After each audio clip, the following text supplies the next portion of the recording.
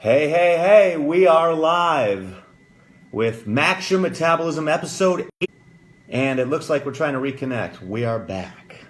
So, welcome to Max Your Metabolism episode 8. For those of you that have been with me through this whole journey, I appreciate you. Thank you. This whole show is dedicated to teaching you all the ins and outs and the biohacks to achieving the body that you want most efficiently and effectively, okay? How do you lose weight and keep it off quickly and efficiently and effectively so that you can then adopt these new ideas as habits and turn them into your new lifestyle?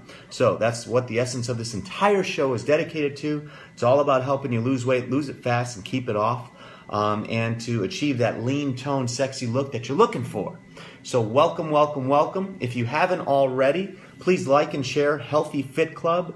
Max Your Metabolism is an exclusive live broadcast on Facebook just for Healthy Fit Club. Healthy Fit Club is a group and a club, ultimately, of the nation's leading physicians, nutritionists, trainers, therapists, fitness enthusiasts that, got a little message here, that are all dedicated to delivering you unadulterated, incredible information on health and wellness.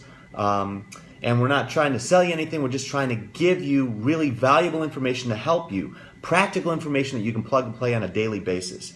And that's ultimately what Max Your Metabolism is all about.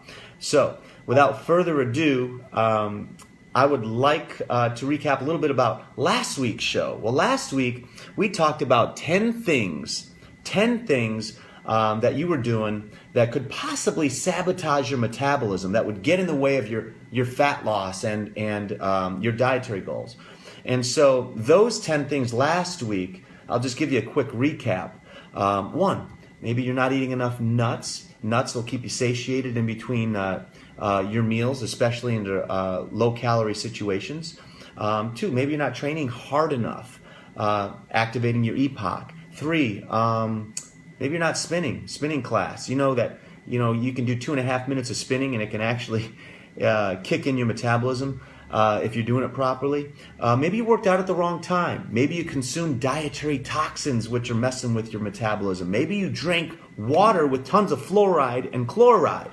Maybe you popped too many meds or not enough protein. Or maybe you ate too little. Maybe you're vitamin D deficient. And so those are the 10 things that I talked about last week. If you want a little bit more clarification on any of those, go to episode 7 that is in my feed. And building on all of those, I've got 10 more things that could possibly be sabotaging your relationship with your metabolism. And so be conscious of these things, and if you employ them, you'll start seeing results right away. Hey, Bunny, how are you? And Erica, she loves to spin. Well, I love to spin too. So actually burns a heck of a lot of calories, gets your cardio jacked up, and really activates EPOC, especially if you're doing any type of interval training on the spin. So it's awesome. Keep doing it, Erica. God bless you. So number 1 on this new list of things that you may be doing that sabotage your relationship with your metabolism. Maybe you're not eating enough calcium? Yeah, believe it or not. Calcium plays a major role in regulating the way that your body actually metabolizes. Specifically, it determines whether you burn calories or you sport them as a spare tire. Now, according to research, a diet that's higher in calcium could actually help you burn more fat. So make sure that you're getting enough calcium on the daily. And I wouldn't rely 100% on dairy to get it either. I would go with a really good nutritional supplement. Personally, I have mixed feelings about dairy, but I encourage you to look into it yourself. But there's other sources of calcium that are out there as well. They put calcium in so many different things now, including orange juice and a lot of other things. So obviously it's pivotal to your bones, but it also can help keep your metabolism cranking. Number 2 on this list, too many refined sugars or carbs. And particularly here in America, I mean, it's a major American diet. And so when a carb is complex, the body has to work just a little bit harder to break it down. So when you're dealing with the white breads or the pasta or the rices, they're broken down a lot easier because the complex carbs have been pulled out of it through the refining process. As a result, you get a slower metabolism because refined carbs don't offer much nutritional value in the first place. So you're way better off choosing a whole wheat bread or pasta or brown rice. Personally, if you're trying to lose weight, I would cut breads, pastas, and rices, whether they're whole grain or not, completely out of your diet, unless you really enjoy sporting that spare tire. If you get your carbs from vegetables and fruits, way better off than if you're getting them from any kind of breads or grains. One grain that I do love and incorporate into my diet is quinoa. Quinoa has 6-7 grams of protein per serving, which is going to lower that glycemic index so it doesn't spike your insulin and doesn't shut off your fat burners. So quinoa is an excellent grain. Organic whole grain oats organic oats first thing in the morning, the slow cook ones. And if you add cinnamon to that, it'll actually decrease the glycemic index impact of it as well by up to 30% on your oatmeal. It's a neat little hack. So number 3 on this list, maybe you're not eating enough probiotics or getting enough in your food sources. It's another reason to grab that Greek yogurt. The good bacteria and the probiotics, they actually help ramp up your metabolism, improve your immune system, but it does pay to be kind of picky about the kind of yogurt you're eating because so many of it is just loaded with sugar. It's a great way to get the morning protein and probiotics, but to get the healthiest yogurt, you really got to read the labels. And like I said, most of them are packed with sugar that actually exceed their protein levels. And so if you really want to hit a grand slam and you're going to have Greek yogurt, try to find sugar-free and organic if you can. Next on this list, I'm guilty of personally, maybe you have a sweet tooth. Personally, the only reason I work out is so I can eat chocolate chip cookies, chocolate candy bars, dark chocolate, milk chocolate, any kind of chocolate. That's my weakness. But I train hard, and I'm very conscious of how it affects my insulin and when I eat it, and I don't eat it all the time. It's my cheat. But avoiding sugary foods is a great idea in any way. Because sugar, like I mentioned earlier, creates a spike in glucose levels, and sugar is very quickly absorbed into your system. Now, both of these mechanisms are basically putting the brakes on your metabolism. So a good idea is to replace the candy and the chocolate and the ice cream with fresh fruit. What I'll do is keep strawberries in the fridge. So if I'm feeling like binging late at night, I'll go ahead and grab some strawberries, pop them in my mouth, and I feel satiated enough to where I'll be able to get some sleep and not like blow my whole diet right before I pass out, which is the absolute worst time to do it. So try some strawberries late at night. It works for me. Next on this list, bad news. Bad news, folks. Maybe you're drinking too much alcohol. Yeah, I know. When you have an alcoholic drink, you actually burn less fat. What fat do you burn? And what fat you actually do wind up burning, it burns a lot slower than usual. And that's because the alcohol in your system is being burned off as fuel instead of burning fat. Popping back a couple of martinis can reduce your body fat's burning ability by up to 73%. That's crazy. That is crazy. Okay, so if you're trying to get rid of that spare tire, stay away from the alcohol.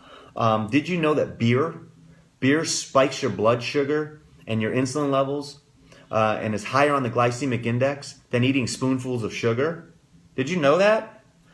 Not only that, beer has what? It has yeast in it. And what does yeast do to bread? It makes it rise. So not only are you shutting off your fat burners by spiking your blood sugar pretty much instantly, it's got yeast in it, which is giving you that nice, beautiful beer belly that you like to sport year-round. And so if you're looking to get rid of the beer belly, get rid of the beer. And if you're really looking to dial it in, get rid of the alcohol. Nobody's perfect. Personally, if I'm going to have a drink socially, I'll do a vodka and soda with lime. Not tonic water because it's loaded with sugar, but vodka soda with lime, that's what I do. It's low cal. There's other things out there as well, but go for the low calorie stuff. If you're going to do it, I would recommend staying away from it altogether if you're really trying to keep your metabolism cranking. Next on this list, number 6, we're halfway through. So maybe you're eating too many calories late in the day. Okay, ideally we sleep what, 8 out of every 24 hours? And you spend what, another 7 to 10 hours sitting at your desk on the daily? That means most of us spend an overwhelming majority of our time being a rock, sedentary. Our bodies weren't designed for this level of inactivity. Most humans throughout evolution, we were very active. We were involved in being active, searching for food or fuel or doing whatever we had to do to maintain life before convenience of modern society came about.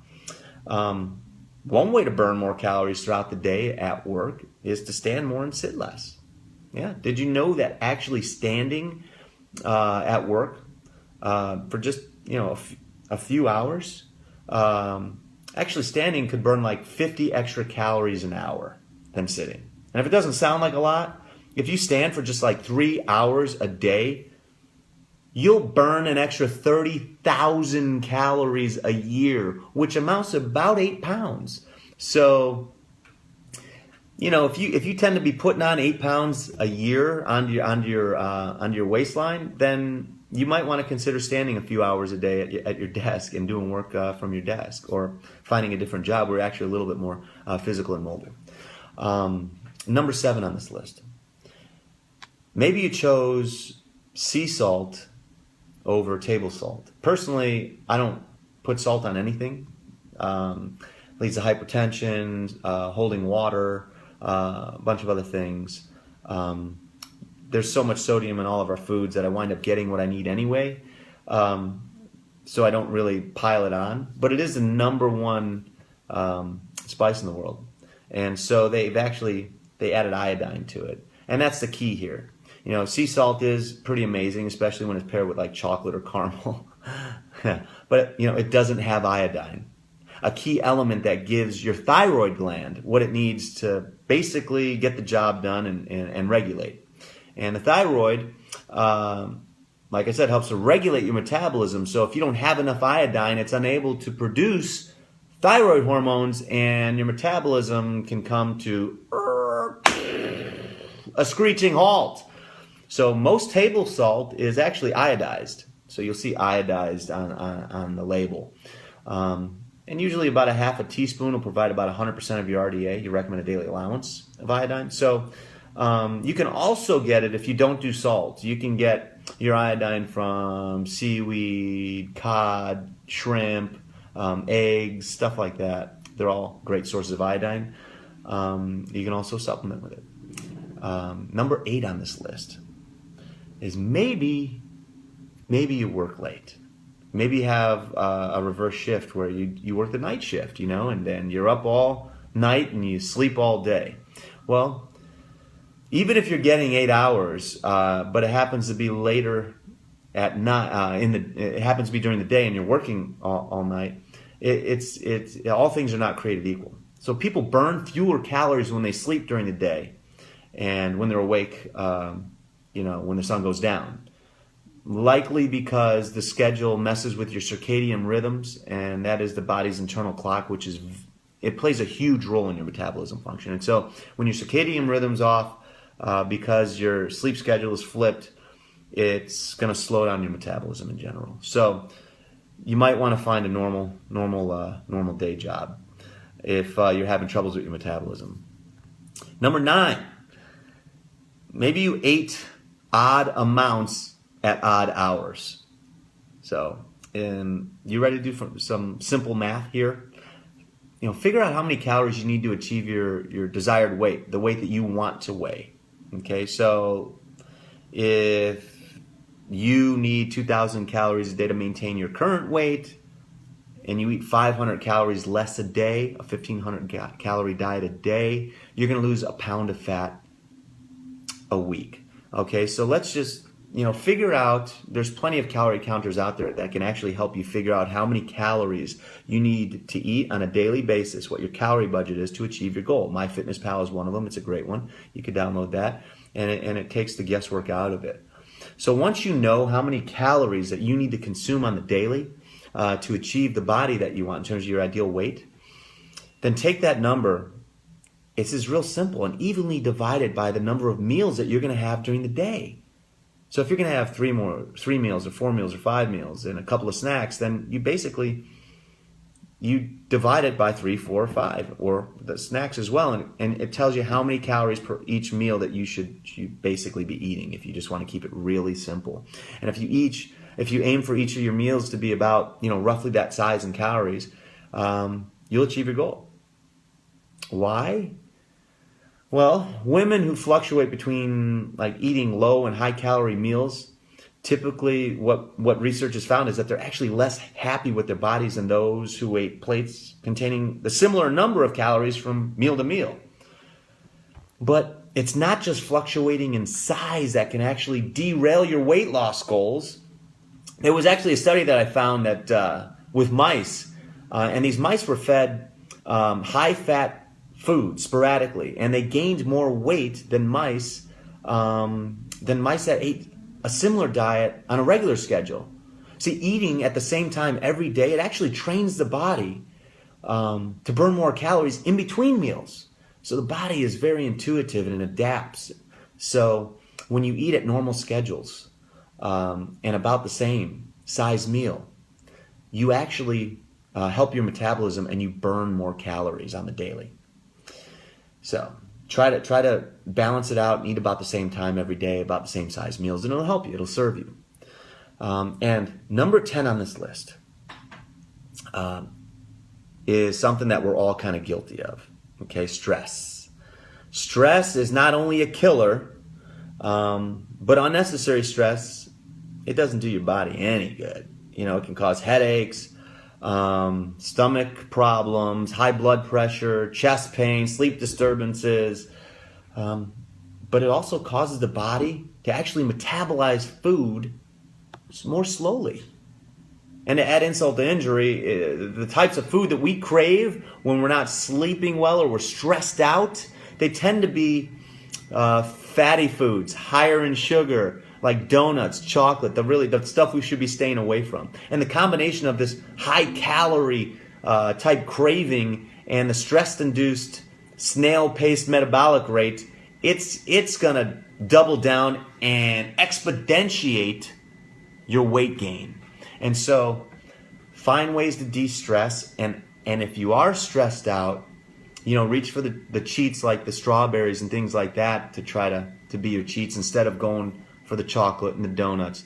Stress also it messes with your cortisol level as well, which leads to holding on to that spare tire and actually putting on fat and more weight. And so you want to find a way to de-stress. You've got all kinds of ways to do it.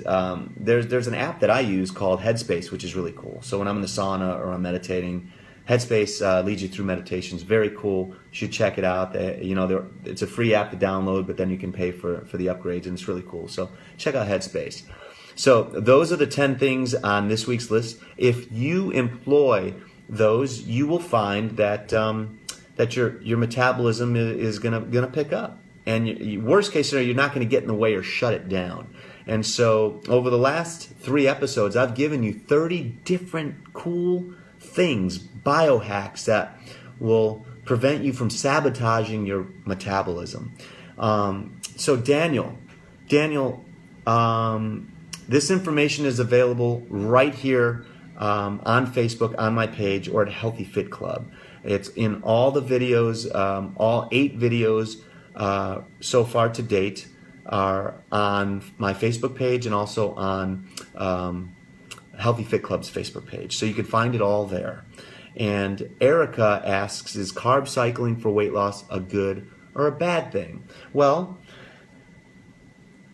Weight loss in general is a numbers game. It's calories in versus calories out, but it's also the quality of calories you're eating as well. And so if you're on a restricted diet, you really want to be mindful of the quality of the nutrition you're eating. I would suggest anyone that's on any kind of restricted diet. That means taking in less calories than what your body's burning on the daily, so you actually start burning off fat. I would recommend supplementing with a really good vitamin, and particularly if you're training and exercising, I would also add to that BCAAs, branched chain amino acids, that provide you the building blocks for hormones and proteins to repair your body. Because if you're working out and you're on a calorie-restricted diet and you're eating, you're not getting enough the vitamins and minerals and nutrients in your foods, you're going to wear yourself down, you're going to hit the wall, you're going to get sick, and that's no fun. So when it comes to carb cycling, I would say that in general, you want to stay away from bad carbs. I would stay away from the simple carbs, the sugars that I mentioned early on. I would focus on getting your carbs from vegetables. Vegetables have tons of fiber. They'll clean out your cholesterol and all kinds of positive benefits, in addition to all the nutrients that are loaded in vegetables. And it's the best source for carbohydrates. They're low glycemic. They don't spike your insulin, so it won't shut off your fat burners, and you get your dietary fiber. The second best, I would say, are certain fruits. The berries are low glycemic as opposed to the exotic fruits like the pineapples and oranges, which are much higher in blood sugar. So I would lean towards the berries when it comes to the fruits. When it comes to actually carb cycling for weight loss, like I said, it's a numbers game. So it's calories in versus calories out. It's not just how many carbs you're eating. But your body, if you're not eating a minimum amount of carbs on the daily, say like 50 grams, you should not be eating less than 50 grams of carbs a day. Because what happens is your body, there are diets like the ketogenic diet, the low carbohydrate diets that are out there. And they're effective at fat loss, especially if you're going ketogenic. But on the daily, I would recommend taking in at least 50 grams of carbs so your body doesn't hold on. Because what happens is when we do stop taking in carbs, our body has a tendency, or food in general, our body has a tendency to hold on to things, not knowing when it's going to get its next dose. And so you want to eat at least 1,200 calories a day. You want to eat at least 50 grams of carbs a day. Your body needs carbohydrates to operate as fuel. And so whether it's going to convert that fat into burnable energy or get it from somewhere else. In general, if you are trying to lose weight, lower carbohydrate diets, I've seen better results with. So I would definitely stick to something like that. Erica asks, I'm eating clean, lifting cardio. I just get... Oh, low days. Okay. Belong to a gym. Daniel asks, since I was a teen, find your information very useful. Oh, thank you, Daniel. Thank you, buddy. Lawrence, stuff you're talking about, see at work. Tried playing your video last week at lunch. Just about everyone was tuning in, tuning out, switching, talking about other stuff. And yet these people I work with talk to people over the phone on a weekly basis about improving their metabolism. Well, Lawrence, you can lead a horse to water, but you can't make them drink it. So I'm glad that you're on board, buddy. I appreciate you tuning in. I appreciate everybody that watched. I appreciate all the hearts and loves and thumbs up. And I want to let you know that next week, Thursday, 5 p.m. Pacific, 8 o'clock Eastern, we're going to do this again. I've got a very special episode for you. So be sure to tune in. And be sure to like and share Healthy Fit Club so we can get this information out to as many people as possible. And I will see all of you next week. Thank you so much for coming. I appreciate you. Have a beautiful rest of the evening. I love you. And until next week, keep your body tight and your mind right. Peace.